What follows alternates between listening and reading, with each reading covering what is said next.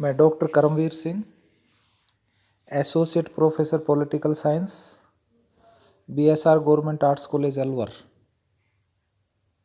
प्यारे बच्चों,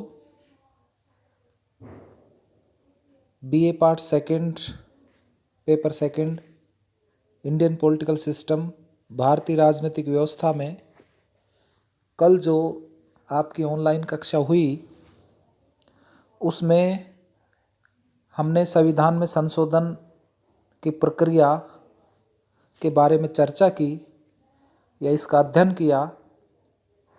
मैंने इस बारे में आपको बताया था कि हमारे यहाँ संविधान के भाग 20 में अनुच्छेद 368 द्वारा संशोधन की प्रक्रिया का वर्णन किया गया है और यहाँ संविधान संशोधन की प्रक्रिया को 3 भागों में बांटा गया है।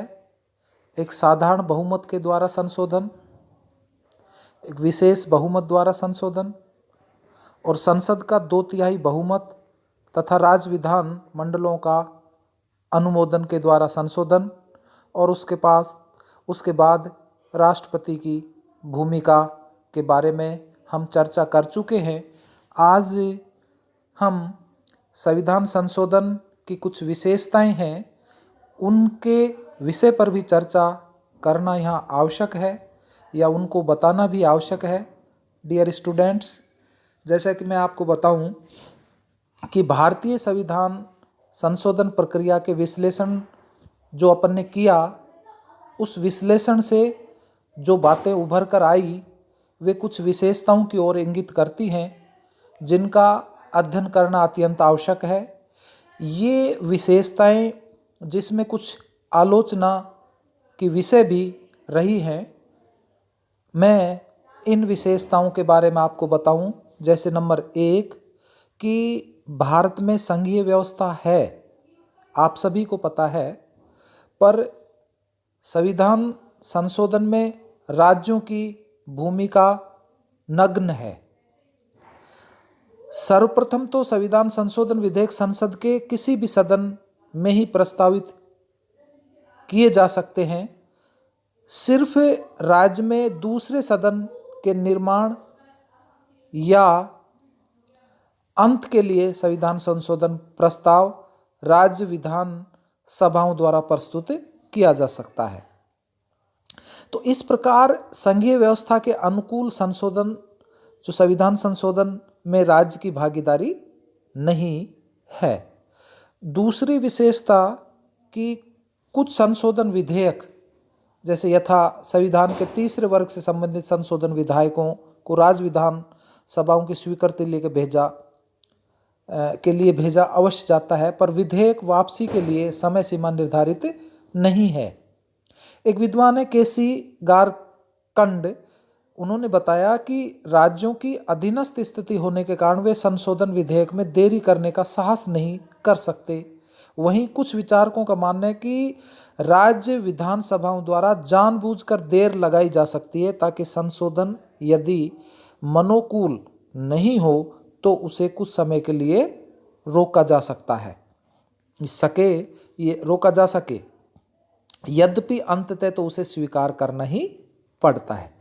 तीसरी विशेषताओं के बारे में मैं आपको बताऊं कि संसद के दोनों सदनों में मतभेद होने की स्थिति में संविधान संशोधन विधेयक के लिए संयुक्त बैठक का प्रावधान नहीं है। मैंने आपको पूर्व में ही बता दिया था।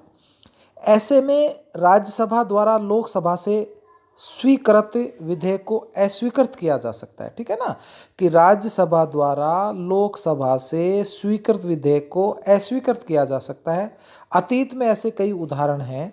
जैसे अपन उदाहरण के रूप में चर्चा करें कि राजाओं के प्रिवी पर्स तथा 44वें संविधान संशोधन की कुछ धाराओं को राज्यसभा द्वारा अस्वीकार कर दिया गया। इस प्रकार जनता द्वारा चुनी हुई लोकसभा द्वारा पारित संशोधन विधेयक को अप्रत्यक्ष रूप से निर्वाचित राज्यसभा द्वारा अस्वीकृत किया जाना लोकतांत्रिक भावनाओं के अनुकूल नहीं है।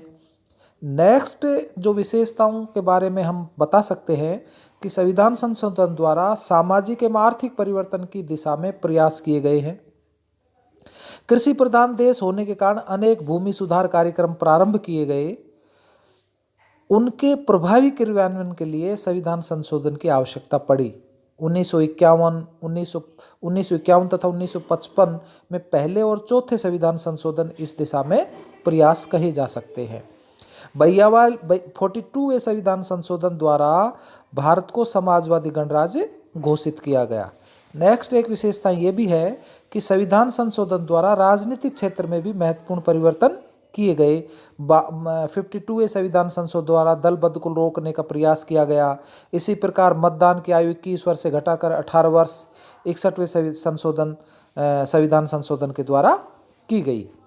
नेक्स्ट एक विशेषता है कि भारतीय संविधान संशोधन की व्यवस्था में जनता की भागीदारी नहीं है। लोकतांत्रिक व्यवस्था में संविधान संशोधन विधेयक पर जनमत संग्रह की व्यवस्था होती है, पर भारत में ऐसी कोई व्यवस्था न होना आलोचकों की दृष्टि में भी भारतीय जनता की उपेक्षा है। नेक्स्ट, संविधान संशोधन की संसद की शक्ति असीमित तथा अमर्यादित नहीं है। 42वें संविधान संशोधन द्वारा संसद की विधायी शक्ति को असीमित कर दिया गया था, पर 1980 में सर्वोच्च न्यायालय ने निर्णय दिया कि संसद ऐसा कोई संविधान संशोधन नहीं कर सकती जिसमें संविधान के मूल ढांचे को आघात पहुंचे। संविधान की सर्वोच्चता को स्वीकार करते हुए यह स्पष्ट किया कि संसद संविधान की सीमाओं के अंतर्गत ही कार्य कर सकती है। कुछ संविधान संशोधन न्यायालय की शक्तियों को सीमित करने तथा उनके निर्णयों के प्रभाव को समाप्त करने के लिए भी किए गए। कार्यपालिका या विधायिका द्वारा जब भी सीमाओं का अतिक्रमण किया गया तो वहाँ न्यायपालिका ने पहल की। ऐसे में संसद के माध्यम से न्यायिक निर्णयों को निष्क्रिय करने का प्रयास किया गया। पर सुखद पक्ष है कि अगले कुछ संविधान संशोधन द्वारा ऐसी गलती को सुधारा भी गया या सुधार भी कर दिया गया। भारतीय संविधान संशोधन प्रक्रिया की आलोचना कई आधार पर की जा सकती है। जैसे मैं आपको बताऊं कि प्रक्रिया जटिल है, कई स्थान पर अस्पष्ट है। जहां आधे राज्यों की सहमति का प्रावधान है वहां राज्यों की जनसंख्या व आकार के संबंध में स्पष्टीकरण नहीं दिया गया है। यह भी आरोप है कि लिखित संविधान में इतने सारे संशोधन उचित नहीं हैं। अमेरिका, आयरलैंड में संविधान संशोधन की संख्या काफ़ी कम है। लोकसभा तथा राज्यसभा में मतभेद होने पर संयुक्त बैठक का प्रावधान नहीं है। संघीय व्यवस्था होने के बावजूद राज्यों की भागीदारी कम है। जनता की सहमति की उपेक्षा की गई है।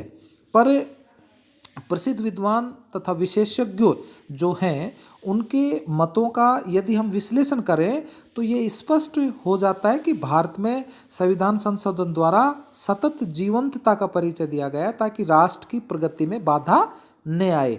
एक विद्वान है केसी वेयर, उन्होंने बताया कि भारतीय संविधान अधिक कठोर तथा अधिक लचीले के मध्य एक अच्छा संतुलन स्थापित करता है। ठीक है ना, कि अधिक कठोर या अधिक लचीले के मध्य एक अच्छा संतुलन स्थापित करता है।